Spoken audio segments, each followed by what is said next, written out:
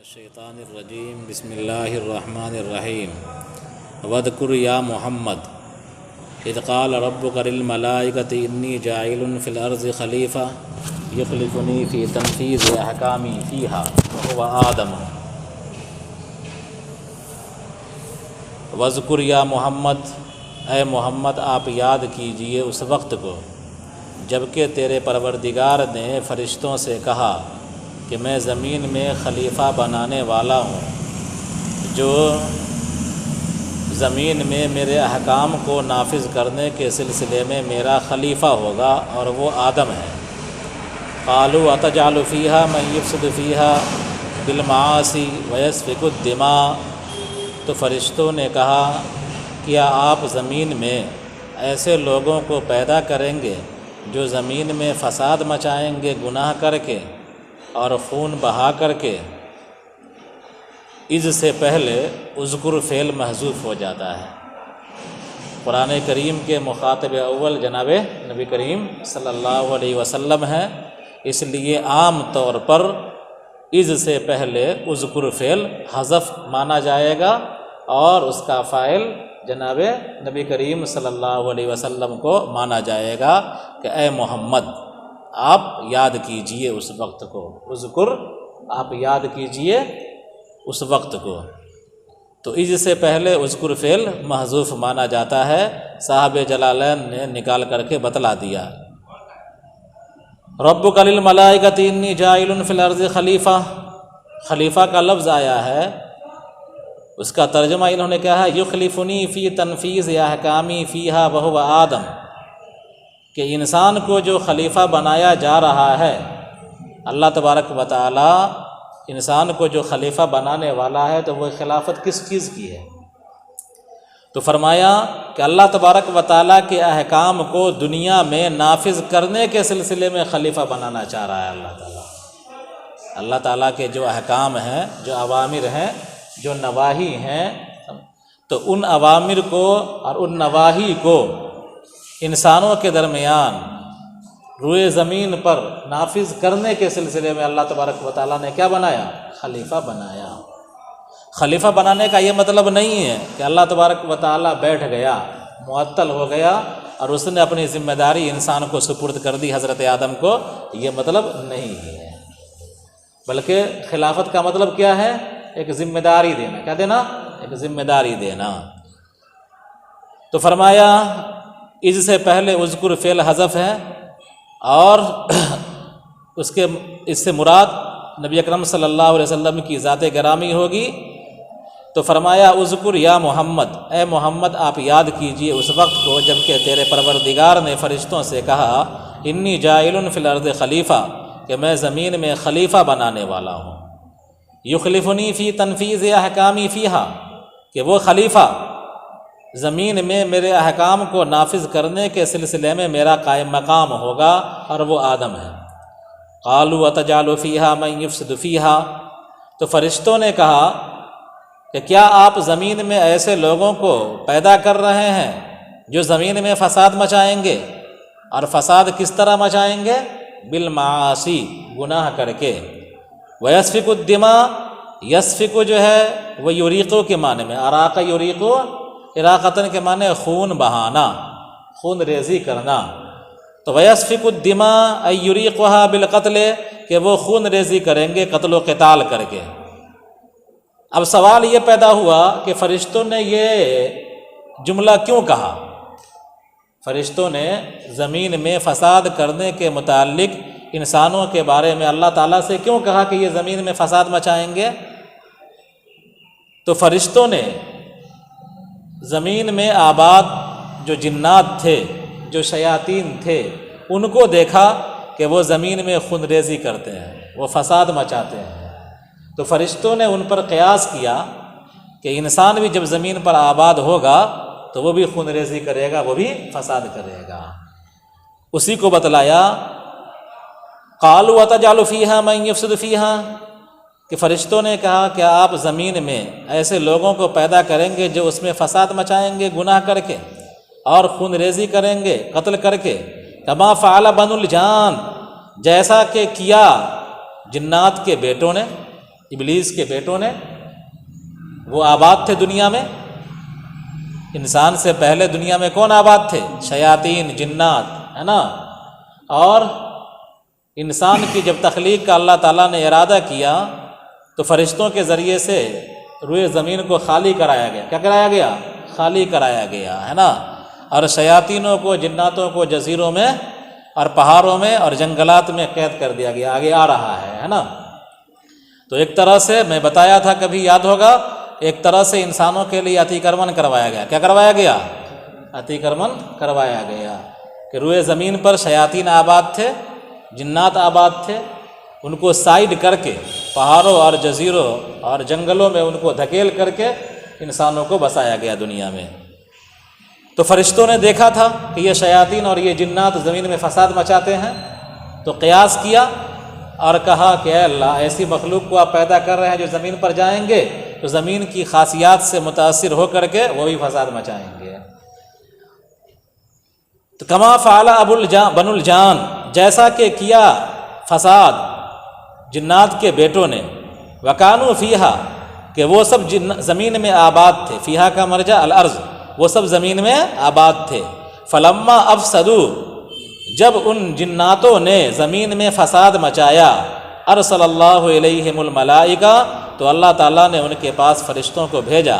فطردوہم الی الجزائر والجبال، تو فرشتوں نے ان کو ہکا کر سائیڈ کر دیا پہاڑوں کی طرف اور جزائر کی طرف، جزیروں کی طرف۔ وَنَحْنُ نُسَبِّحُ بِحَمْدِكَ، ای نقول سبحان اللہ وبحمدہ ونقدس لک ننزہک عما لا یلیق بک، اور ہم آپ کے حمد کے ساتھ تسبیح بیان کرتے ہیں، آپ کے حمد کے ساتھ تسبیح بیان کرتے ہیں۔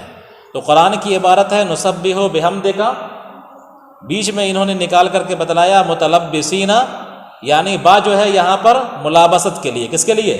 بحمدک میں جو با ہے یہ ملابست کے لیے ہے نا، تعلق کو جوڑنے کو بتلانے کے لیے ہے۔ تو وَنَحْنُ نُسَبِّحُ بِحَمْدِكَ، اور ہم آپ کے حمد کے ساتھ ملا کر کے تسبیح بیان کرتے ہیں۔ کیسے تسبیح پڑھتے ہیں؟ نقول سبحان اللہ وبحمدہ، کہ ہم کہتے ہیں کہ سبحان اللہ وبحمدہ، ہم اللہ کی پاکی بیان کرتے ہیں اور اس کے حمد کے ساتھ اس کی تعریف کرتے ہیں، ہے نا۔ تو حمد اور تسبیح ساتھ ساتھ کرتے ہیں، حمد اور تسبیح ساتھ ساتھ کرتے ہیں۔ وَنُقَدِّسُ لَكَ، اور آپ کی تقدیس کرتے ہیں، آپ کی تقدیس کرتے ہیں۔ مطلب کیا ہے؟ نُنَزِّہُكَ عَمَّا لَا يَلِيقُ بِكَ، آپ کے شایان شان جو چیز نہیں ہے اس سے ہم آپ کو منزہ قرار دیتے ہیں۔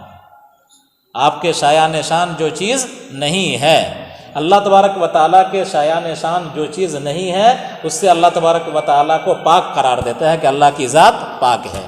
اللہ کھانے سے پاک، اللہ پینے سے پاک، اللہ اولاد سے پاک، اللہ جسم اور جسمانیت سے پاک، اللہ مکان سے پاک، زبان سے پاک۔ یہ ساری چیزیں اللہ کے شایان شان نہیں ہیں، چونکہ یہ ساری چیزیں مخلوق کے اعتبار سے ہے نا، اور اللہ تو مخلوق کا خالق ہے۔ تو نقدسو کا مطلب کیا ہوگا کہ وہ تمام چیزیں جو خدا کی خدائی میں تنقیص کا ذریعہ بنتی ہیں، کس کی؟ تنقیص کا ذریعہ بنتی ہیں، ان سے ہم اللہ تبارک و تعالیٰ کو پاک قرار دیتے ہیں۔ اپنا عقیدہ یہ رکھتے ہیں کہ اللہ تبارک و تعالیٰ ان تمام عیوب سے پاک ہے۔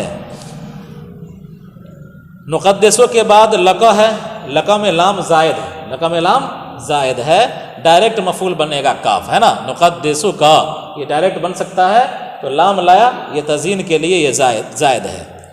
والجملۃ حال، اور جملہ حال ہے۔ کون سا جملہ بھائی؟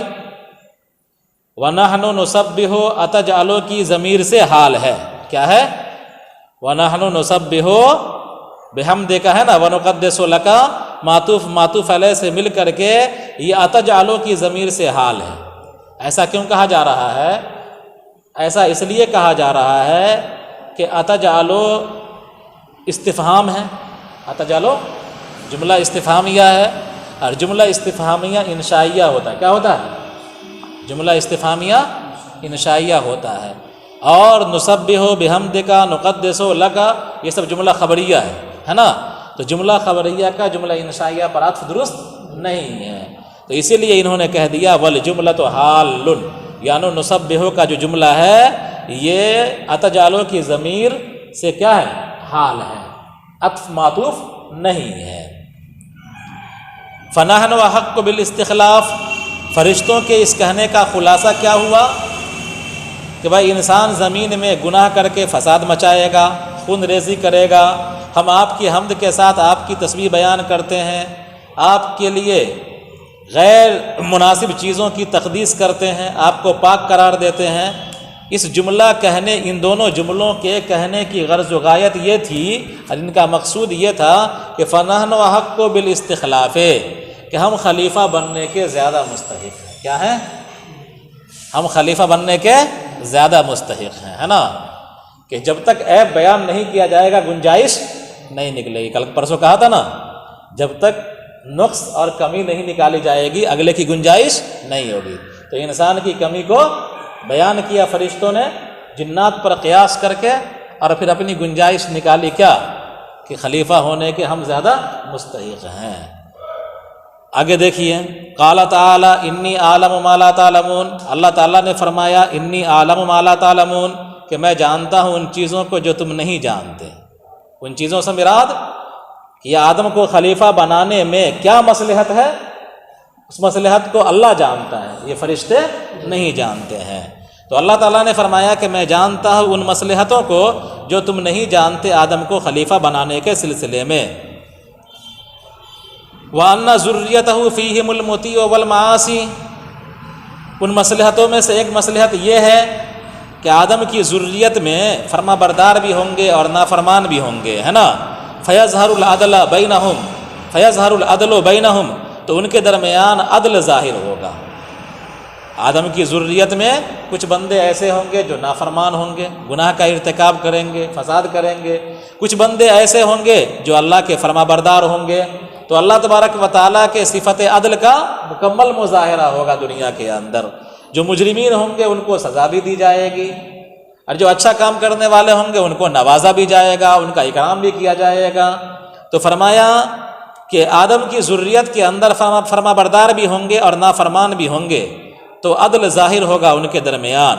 فقالوا لن يخلق ربنا خلقا اکرم علیہ منا ولا اعلم لسبقنا له ورؤیتنا ما لم یرہ، فرشتوں نے یہ کہا کہ ہمارا پروردگار ایسی مخلوق ہرگز پیدا نہ کرے گا جو ہم سے زیادہ باعزت ہو اور ہم سے زیادہ جانکار ہو، اس لیے کہ ہم کو سبقت حاصل ہے اور ہم دیکھتے ہیں اس چیز کو جس کو وہ نہیں دیکھیں گے۔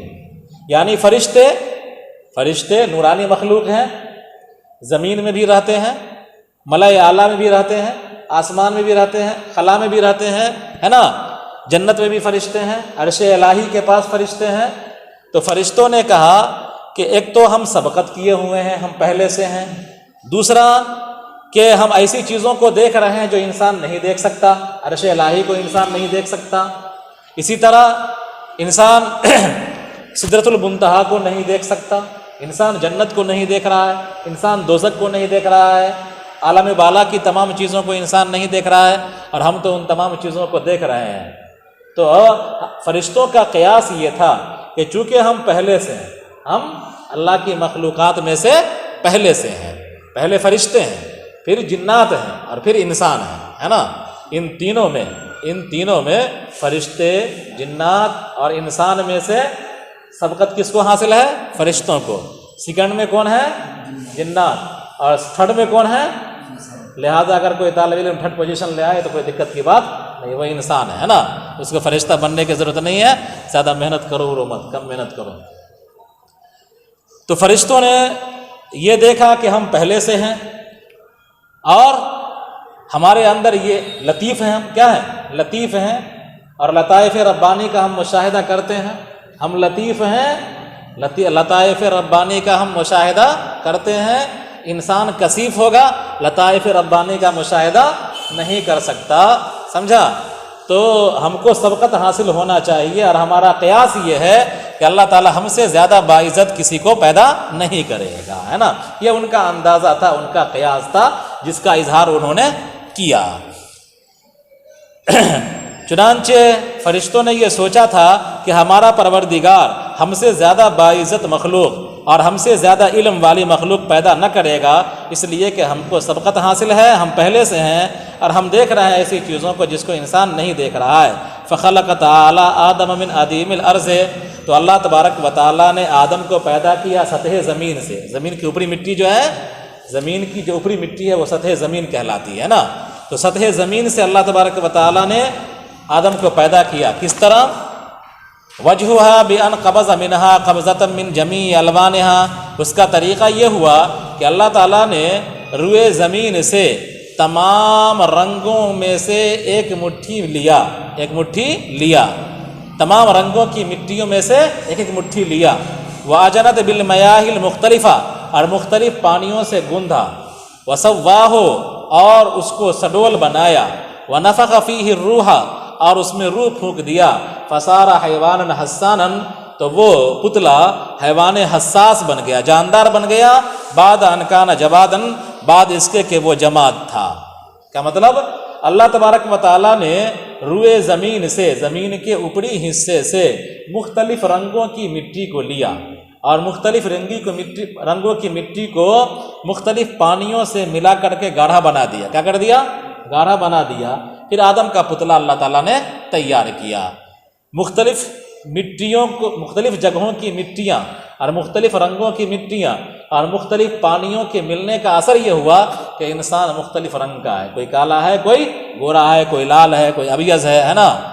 اور اسی طرح انسان مختلف مزاج کا ہے، کوئی نرم مزاج کا ہے، کوئی گرم مزاج کا ہے نا، کوئی سست ہے، کوئی چست ہے، ٹھیک ہے۔ تو اللہ تبارک و تعالیٰ نے سطح زمین سے کیا لیا؟ مختلف رنگوں کی مٹی لیا اور مختلف پانیوں سے اس کو گوندھا اور آدم کا پتلا تیار کیا، ہموار کیا اور اس میں روح پھونک دیا۔ تو اب روح پھونکنے سے پہلے وہ بے جان تھا پتلا، لیکن روح پھونکنے کے بعد سارا حیوانن کیا ہو گیا؟ وہ جاندار ہو گیا۔ بعد ان کان جوادن، بعد اس کے کہ وہ جماد۔